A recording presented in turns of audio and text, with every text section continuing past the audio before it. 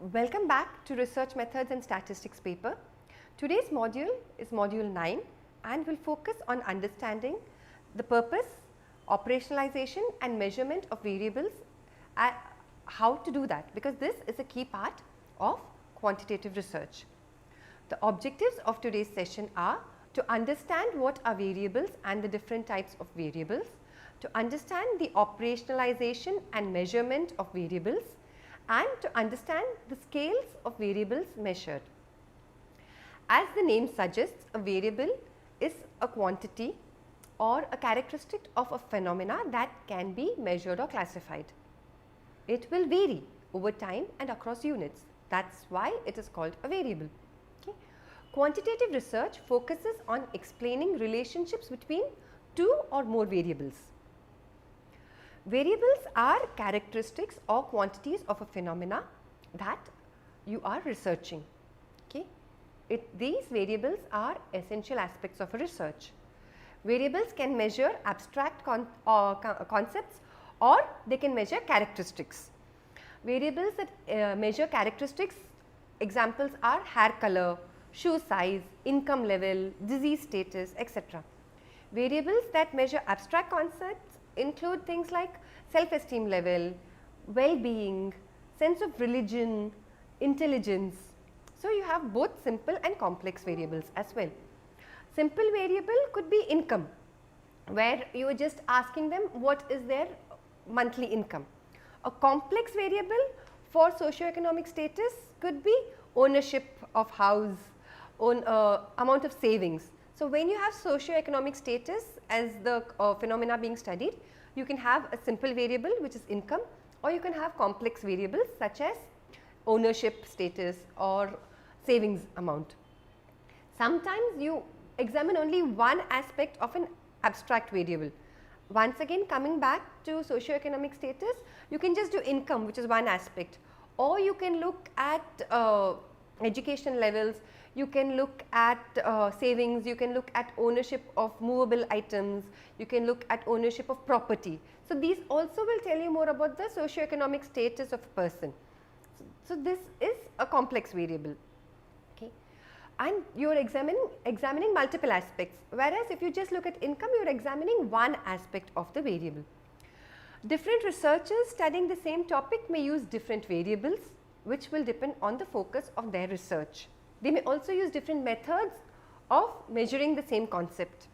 Like we mentioned, socioeconomic status, you can use income, you can use property ownership, you can use jewelry ownership, you can use anything to measure socioeconomic status depending on the focus of your study. Different studies will have different variables. If you are looking at a study where you are looking at educational levels and you are trying to see whether girls are educated more or boys are educated more, gender becomes an essential variable for your study. If however you are looking at a study where you are looking at married women and their perceptions or their take on something, then all your respondents would be women and all of them would be married. So, gender and marital status would not be variables in this particular study. Variables are extremely important in quantitative research because the main goal of a quantitative research is to examine relationships between two or more variables. A hypothesis tells you does exactly that, connects two or more variables, right? It is a statement that connects two or more variables. So, the importance of variable in a quantitative research cannot be stressed enough. Since variables are so important, it is very essential that you identify the key variables correctly and you start them as soon as you can. So, you have sufficient time to identify the variables. Without identifying your variables, you cannot proceed further. The best way of identifying your variables is to read previous research on topics that are similar to your own.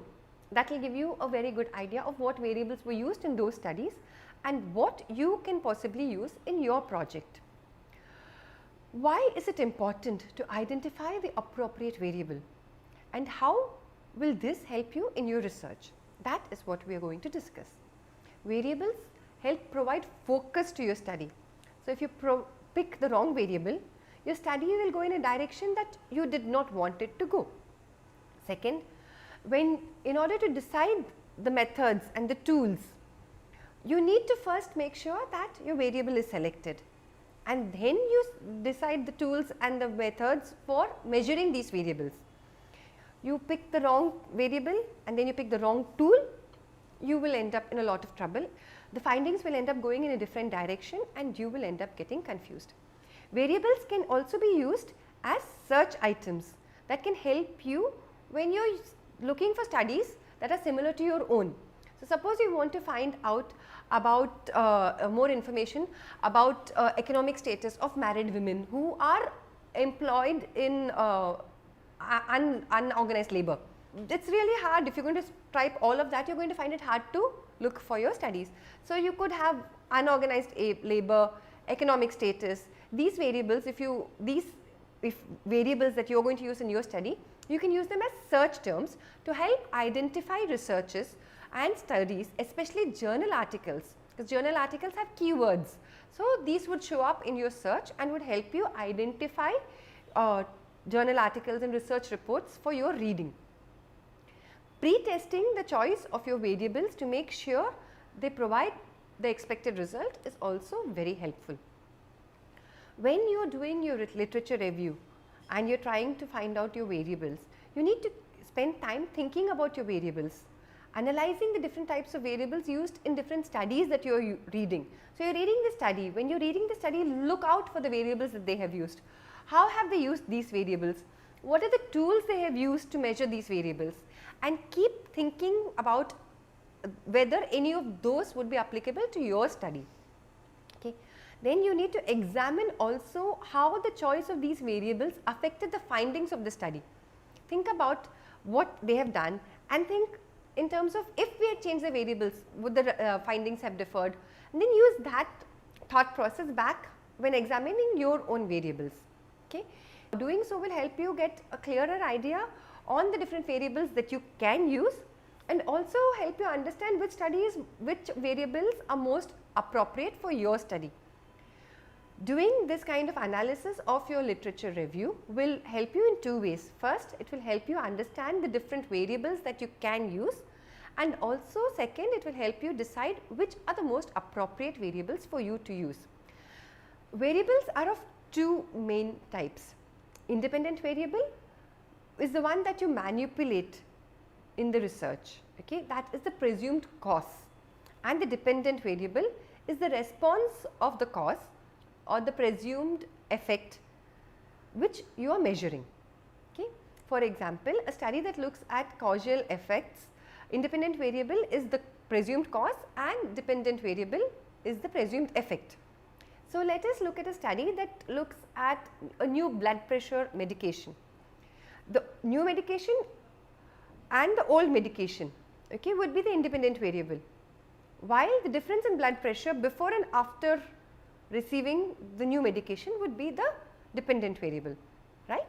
Now, it is in social work, sometimes it becomes very difficult to pinpoint causes when you are doing social work research, because many factors influence the phenomena in social work research. For example, if you are looking at academic achievement by tribal girls, you would look at what other things can it be influenced by. Teachers' attention, it could be influenced by encouragement given by parents, and it could also be influenced by whether the girl has access to additional tutoring. Okay. So, in social work research, the dependent variable is something that we are trying to find out by altering the independent variable through our intervention. Okay. So, changes in the independent variable predict changes in the dependent variable, rather than say that changes in the dependent variable actually cause changes in the dependent variable. Okay. So, you say here it predicts.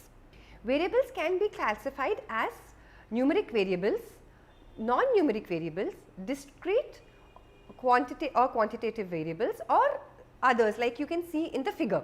Okay. Numeric variables are variables which have numeric value, weight, age, income. Non-numeric variables do not have number value. For example, gender, which is male or female, ownership of property, which would be yes or no. Okay. Then you have discrete variables or qualitative variables. These have well defined values and take integer values when they are numeric. Discrete variables need not always be numeric, they can be non-numeric. Okay. Household size is a discrete variable. The number of members in a household can only be integers. They can be 5, they can be 8, they can be 6. You can't have 3.5 or 4.5. Okay. Examples of non-numeric discrete variables are things like hair color, gender. You have finite and clearly defined values. You can have only 2 genders, right? You can or 3 in case you want, but you can only have a certain amount of hair options for gender or for hair color. So, these are discrete non-numeric variables. You have continuous or quantitative variables. These can take any numeric value in a given range. Age is a continuous variable because age can be any number in the range 0 to 100 years, for example, can be an integer, can be fractional. So, 15 years, 15.5 years, 15 years, 6 months, age can take any value. Continuous variables are always numeric in nature. Then you have intervening variables. As the name suggests, these variables come in between or intervene in between the dependent and the independent variable. They help explain the relationship between the independent and dependent variable better. Let us suppose that we are trying to see the effect of high stress levels on marks of a student. Our hypothesis could be the higher the stress levels, the lower the marks. When we are conducting the study, we find out that students do poorly because they are sleeping during the exams. Then we find out that they are sleeping less at night because of stress level. Here level of sleep can be considered to be the intervening variable because the level of stress is affecting the level of sleep. Level of stress is your independent variable. It is affecting the level of sleep, and that in turn is affecting the performance or the low marks of the students. So, it comes in between the independent and dependent variable, and it helps explain the dependent variable better. Now, the last type of variable is what is called an extraneous variable. These are unwanted or undesirable variables which have an impact on the outcome of the study. You must control these so they do not influence the course of the study. These are just opposite that of the intervening variable. Now, we come to measurement of variables. Variables measure simple phenomena, for example, hair color, age, income, or they measure complex phenomena which may require indirect measurement, for example, socio-economic status. You cannot measure it directly. You have to look for indicators that measure it, or academic achievement. Once again, you need to find indicators that will help you measure academic achievement.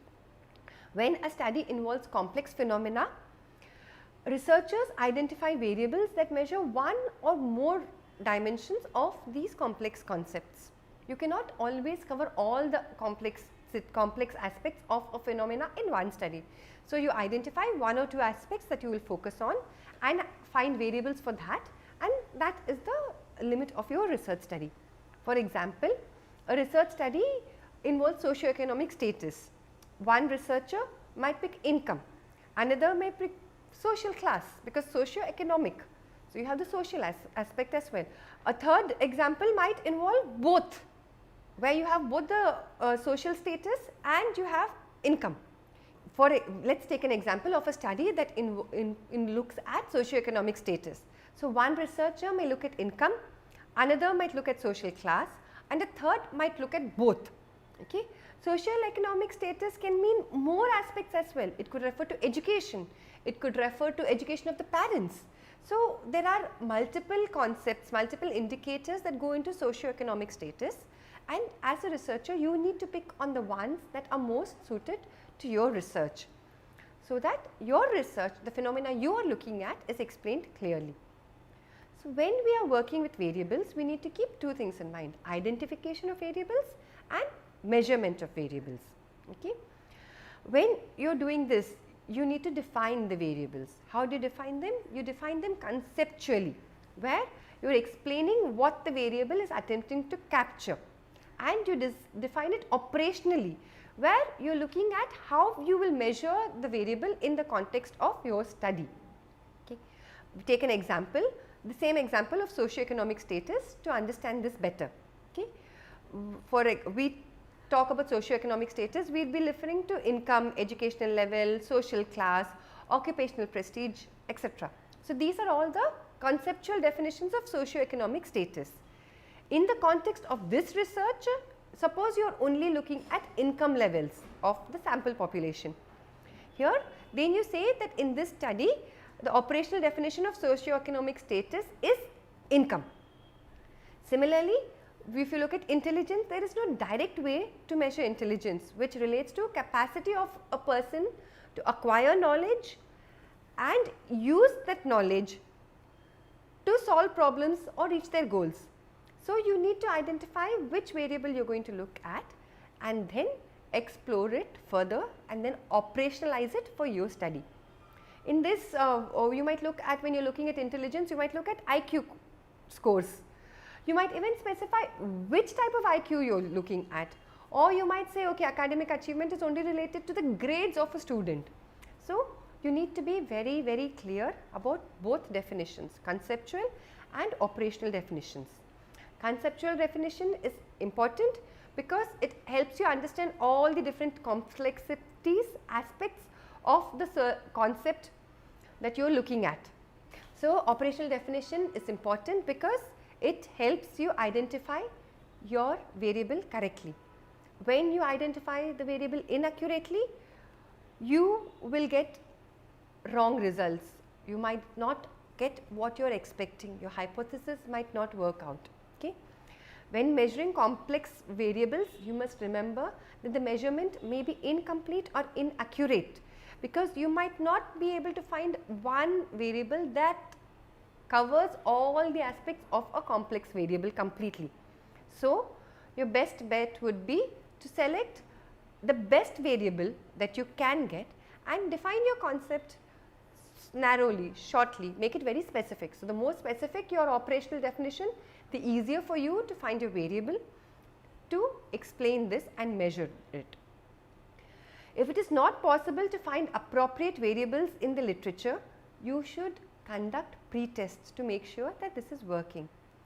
If you look at studies that you have done that have looked at similar topics, if you look at research studies on similar topics to your own research, you will be able to get a good idea of variables that work and that do not.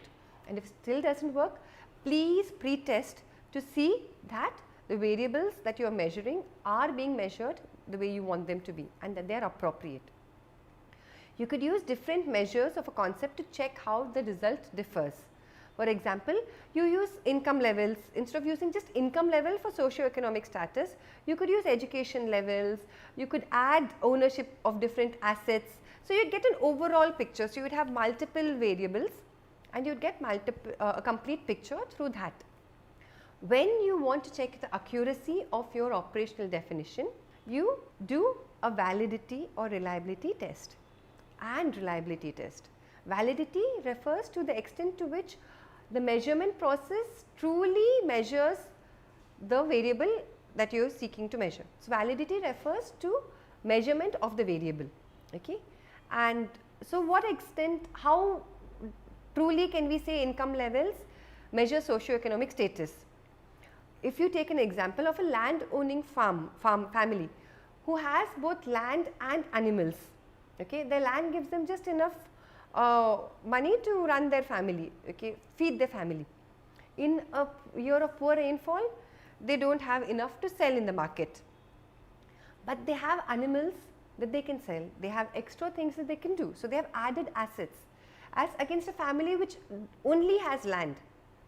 So, you cannot use income then. So, the income for family A may be lower than the income for family B, but family A has other assets that they can sell to make sure that their ends meet, whereas family B does not have it.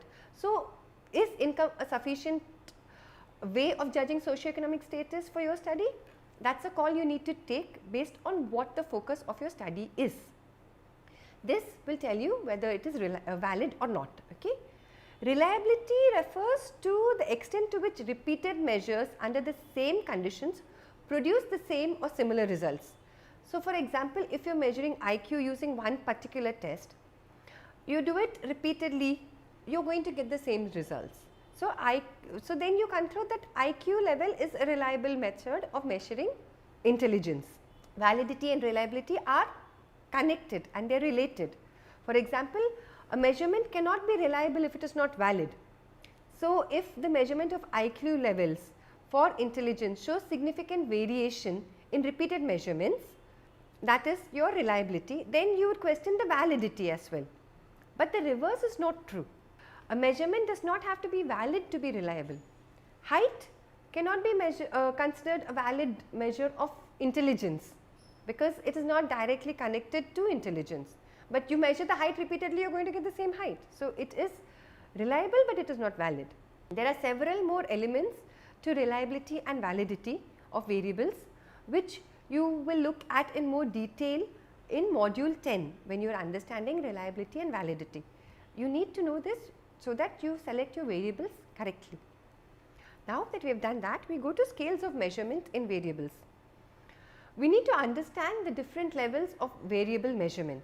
You must be clear about these levels of measurement because this decides what statistical analysis can be used for your research, and that in turn will influence the conclusion of your study, especially when you are trying to describe relationship between variables.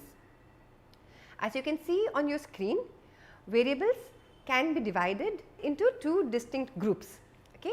Categorical variables or qualitative variables and continuous or quantitative variables. Okay? Categoric variables are of two types, nominal and ordinal, okay? And continuous variables are of again two types, which are interval and ratio variables. Now, we will discuss each of these. Nominal variables are the most basic level of measurement. They have two or more mutually exclusive and exhaustive categories. They can only be classified and counted, that is measured on the basis of the names or labels of the categories. They are non-numeric. They cannot be ranked or ordered. They cannot be compared. Example, all the states of India. So, Himachal Pradesh, Uttaranchal, Bihar, Madhya Pradesh, Maharashtra are all states of India. They do not have an intrinsic order. You can use rules to rank them alphabetically in terms of population, area, rainfall, infant mortality, number of seats they have in the parliament. You can rank them, but these are not inherent to the states. You are imposing these rankings on them based on certain other variables. Okay? Similarly, gender is a nominal variable. Male, female and the third gender, these are three categories. You can rank them, you can't compare them. Okay? Next category of variables are ordinal variables. These also have two or more categories, but they can be ranked, and ranks can be used to determine the differences amongst the categories. These are also non-numeric. They measure only how much more one is, one value, how much it is greater or lesser than another value. Okay. Example could be by asking people how often they watch television. So, their responses, and they choose from a series of responses, very often, frequently, sometimes, rarely or never. Okay. So, here you can compare the frequency of responses. Okay. You will know whether someone watches frequently or less. So, you can compare, saying someone who is watching movies frequently and someone who watches movies less often. That is the only comparison you can do. But once again, these are non-numeric. So, you cannot understand and estimate the numerical distance between frequently and sometimes. Okay. Another example would be in terms of degrees of agreement. So, let us say we are asking somebody, do you agree with the Right to Education Act? And somebody may say we completely agree or completely disagree, and there may be a range in between, saying somewhat agree, somewhat disagree or unsure. Okay. Once again, you have the range and you can only compare responses within this range. Okay. So, this is also an ordinal variable. Now, we come to interval variables. Interval variables are measured on a continuum. They have a numeric value. They have equal intervals between the items or the values. Okay. For example, you can take a thermometer, Celsius or Fahrenheit. Okay. Temperature is measured continuously. The difference between 2 degrees is 10. For example, 20 and 30 will be 10. So, it is on a variable and the interval is predetermined. Scores on an IQ test is another example of internal variable. Ratio variables are also measured on a continuum. They also have a numeric value, but they have an absolute 0, which indicates that there is no value of that variable or that property at that level. That means the property is completely absent at that level. So, if we take temperature on a Celsius or Fahrenheit, they will not be a ratio variable because there is no 0, absolute 0 on these. Okay. That does not mean that there is no, because 0 on a centigrade or a Celsius or a Fahrenheit does not mean there is no temperature. Okay, 0 means it is 0 degrees, but does not mean there is no temperature at that point, because you have -5, -10, okay, where it becomes colder. But if you are familiar with science and you know about the Kelvin scale, there is an absolute 0, which actually shows where there is no temperature. Absolute 0 on the Kelvin scale of temperature shows that there is no temperature. So, Kelvin scale can be considered to be a ratio variable. Other comparisons of ratio variable include height and weight, currency, mass, etc., where you can compare two quantities. Okay? You can use the ratio of measurements over there. A research study often uses a variety of combinations of these 4 variables. For example, if you are looking at school dropouts, and you might collect nominal variables in terms of districts where the study is to be conducted, gender of school dropouts. You might collect data as interval variables, grades of children who dropped out, okay, in terms of 90 to 100 marks, 80 to 89. So, you know, scales on those lines. Ratio variables in terms of percentage of children who dropped out in each class. So, you have a multiple method of multiple variables are being used. To conclude, variables are important because they help measure concept in a study. They help you choose the right ways of measuring, because when you have the right variables, you can figure out how to measure and explain these better. Okay. So, we need to identify the variables correctly so that you are measuring what you want to measure. Conceptual definition and operational definition are essential. Variables are measured at different scales. At one end they can be categorized or ranked, and at the other they can be analyzed statistically.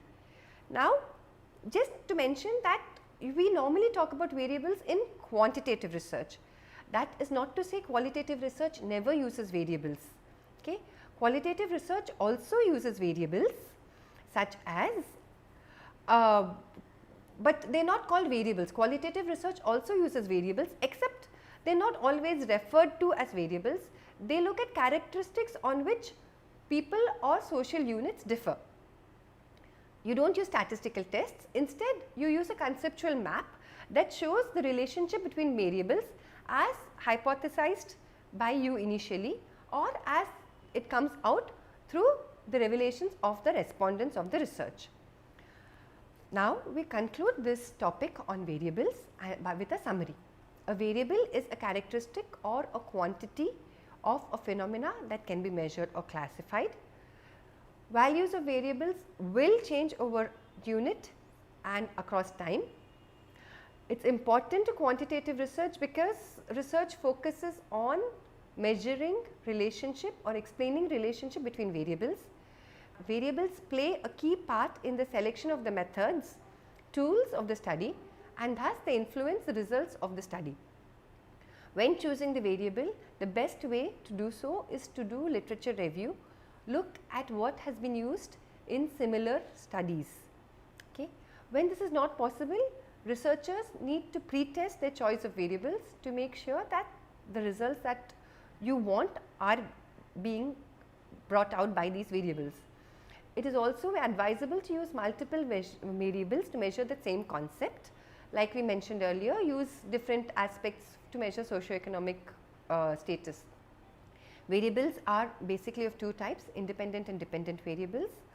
To check accuracy of variables, researchers look at reliability and validity of variables. Scales of measurement of variables include nominal scale, ordinal scale, interval scale and ratio scale. With this, we conclude the session on variables. I hope you learnt a lot of information from this. Thank you.